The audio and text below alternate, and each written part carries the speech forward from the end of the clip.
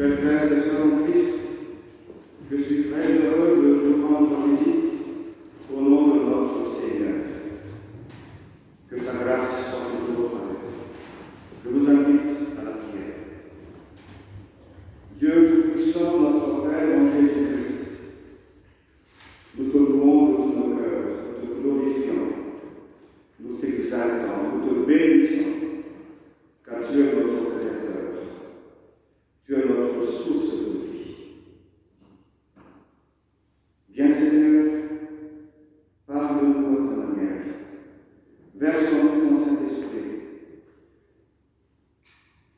que nous soyons tous attentifs à ta parole, pour qu'elle devienne vraiment une parole de vie, une source de réconfort.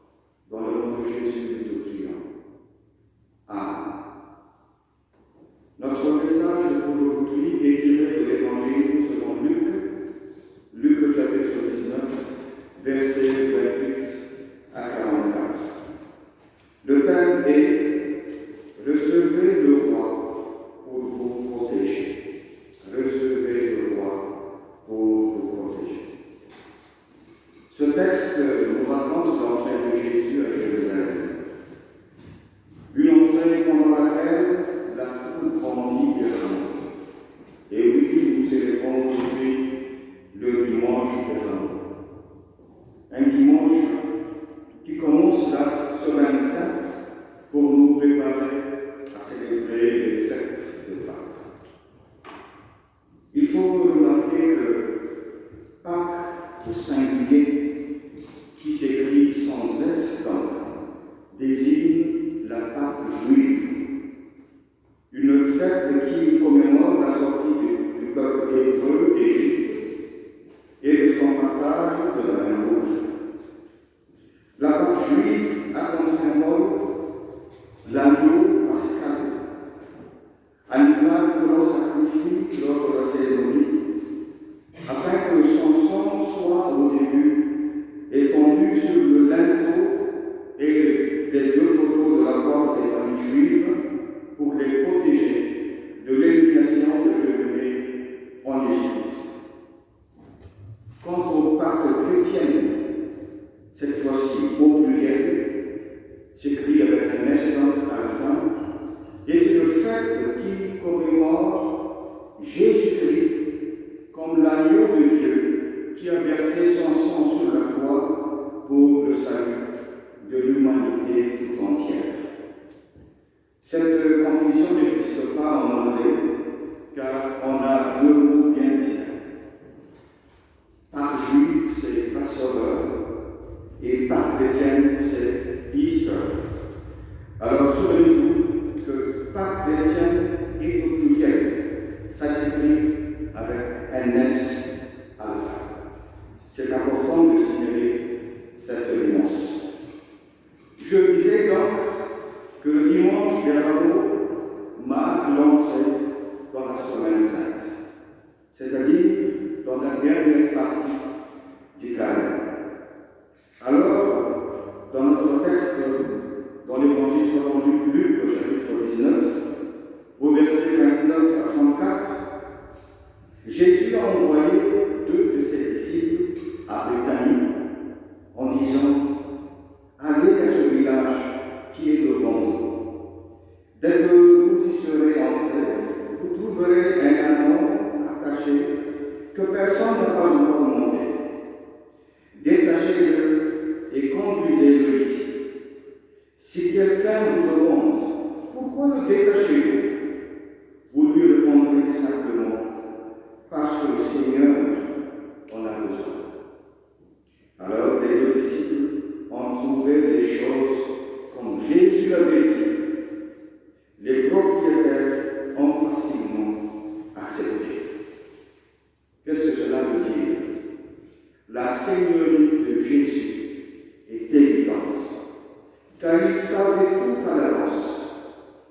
Il sait ce qui se trouve dans notre enclos. Il sait quelle richesse nous avons. Il savait que le cœur du propriétaire sera touché et il l'accepterait facilement. Chers frères et sœurs,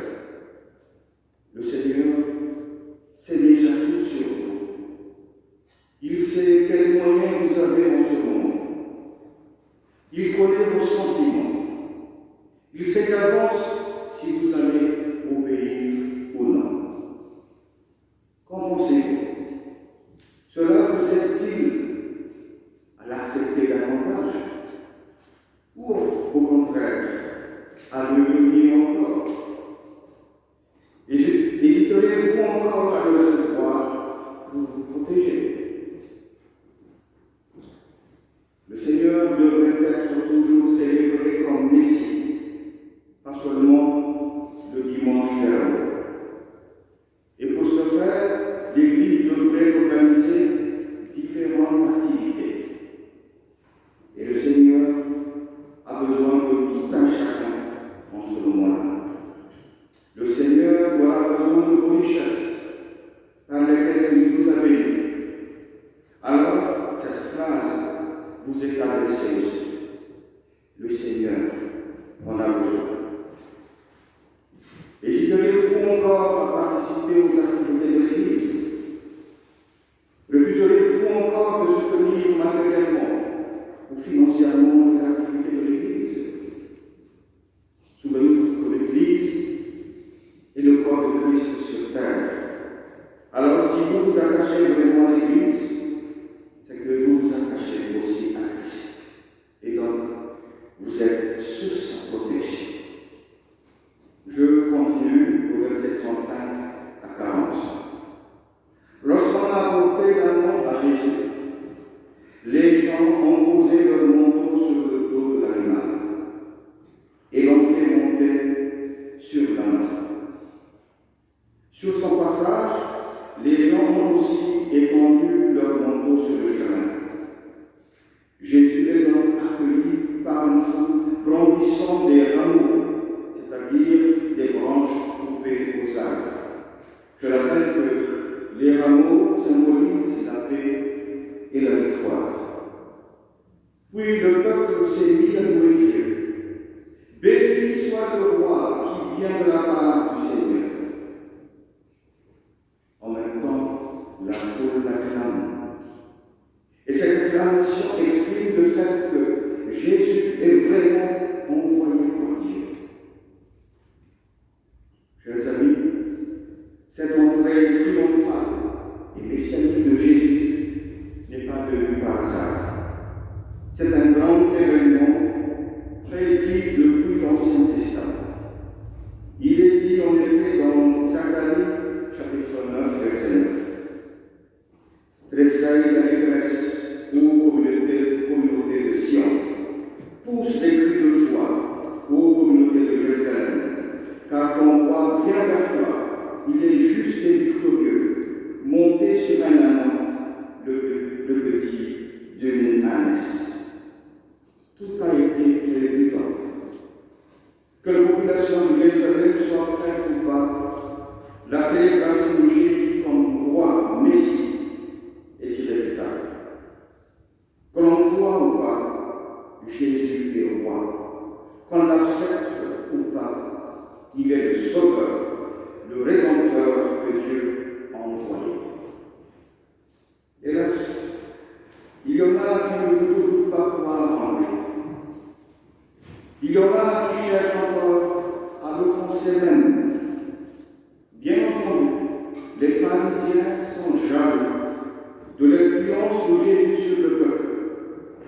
Ils sont irrités de le voir accueilli comme Messie.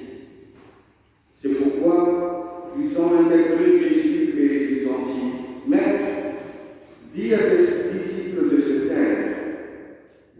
Mais Jésus leur a répondu: Je vous le déclare, s'ils se taisent, les pierres crieront. Quelles sont les vérités qui se dégagent? N'ayez pas peur des jaloux, n'ayez pas peur des incrédules, car le Seigneur est toujours du côté de ses fidèles. Le Seigneur est toujours du côté de son Église, et les vrais chrétiens se fortifient en servant Dieu.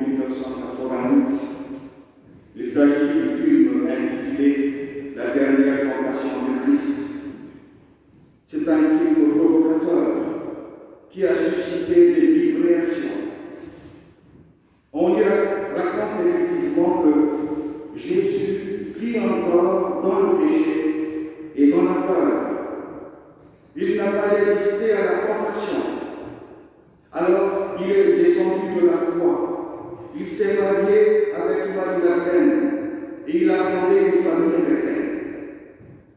Quelle moquerie, quel blasphème. Le film a bien voulu montrer que Jésus a failli à sa mission, celle de vaincre la mort et d'expier les péchés du monde. Chers amis, soyez toujours sur vos gardes, car Satan cherche à nous séduire d'une manière ou d'une autre pour que nous acceptions ces fausses doctrines. C'est nous qui veut tenter, car il sait qu'il ne peut plus tenter Jésus. Alors, gardons toujours notre esprit de discernement, car nous sommes actuellement à la fin des temps. Demandons à notre roi Jésus de nous en protéger.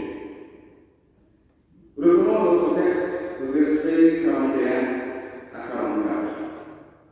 Quand Jésus est arrivé tout près de Jérusalem, il a jeté un regard embrassant toute la ville. Et il a pleuré, car la population n'est pas encore prête pour l'accueillir en tant que roi. Alors il a dit, si seulement tu avais compris, en ce jour, de quoi dépend ta paix. Mais hélas, à présent, tout cela est caché à tes yeux. Vous savez, ici le Seigneur lance un dernier appel à Jérusalem, car dans quelques années serait la destruction. En effet, la destruction de Jérusalem s'est passée en l'an 70 de notre ère. Toute la ville est rasée, toute sa population est massacrée, sinon vendue comme esclave. Ça a été dit au verset 44, je lis en notre Seigneur.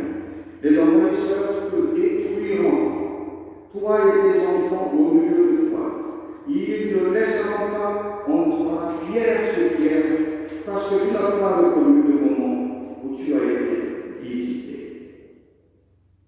Comme d'habitude, le Seigneur donne encore une deuxième chance, une troisième chance, une quatrième chance, jusqu'à ce que le temps de grâce et de la compassion soit passé. Je répète, jusqu'à ce que le temps de grâce et de la compassion soit passé. Alors, pendant presque 40 ans, après l'ascension de Jésus au ciel, les apôtres et ses successeurs ont encore annoncé la bonne nouvelle aux Juifs. Mais la grande majorité d'entre eux l'ont toujours rejeté. Alors, le Seigneur a levé sa protection et Jérusalem est détruit. Vous savez, Jérusalem, et surtout le temple à Jérusalem qui est unique, requiert toute l'identité des Juifs, requiert toute la fierté des Juifs, mais elle est complètement ravagée en l'an 70. C'est complètement rasé, car il n'y avait pas pratiquement de pierre sur pierre. Hélas, quand on ne laisse pas le Seigneur nous protéger, les dégâts sont énormes. Chers amis, n'attendons pas jusque-là, car c'est terrifiant. Alors, le Seigneur vous rend visite aussi ce dimanche dernier. Accueillez-le comme votre roi. Soumettez-vous à son assurance, à sa protection. Le Seigneur pour vous protéger contre les dangers et les méchancetés de ce monde, que ce monde nous réserve